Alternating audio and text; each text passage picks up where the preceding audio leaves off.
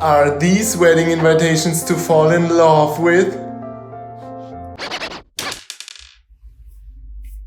Katharina asks me for my typographic feedback. The current design seems quite slick and classy, but it still lacks a certain level of sophistication. The clean illustration is paired with gorgeous tempos by Klim Type, and while the font choice works well, the text still appears a bit messy and too dense. Mostly the names of bride and groom seem a bit dull. And you don't want that! So let's tackle these issues.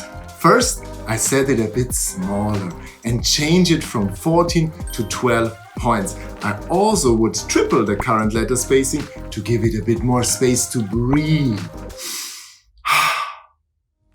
I also would group the information a bit differently. By bringing the date and time together, they just belong together. The text is now less fractured, which makes it easier to skim. Instead of Tiempo's text, I'd set the names in Tiempo's headline, which is more contrasting, delicate and better suited for headline sizes like the 28 points here. Look at those delicate lines, they much better fit the illustration. Now, what about this "and"? It's the only element on the page that is using an italic. This is why I would ditch it and simply use the body text style on it. One thing is still left until we can be happily ever after: the vertical spacing.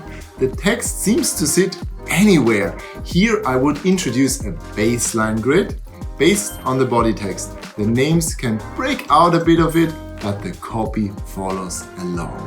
All these details added up, letting it enter the holy state of matrimony. If you have a question for me, leave it in the comments below or submit your typographic question.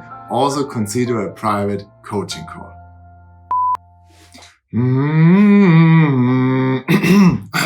Whew.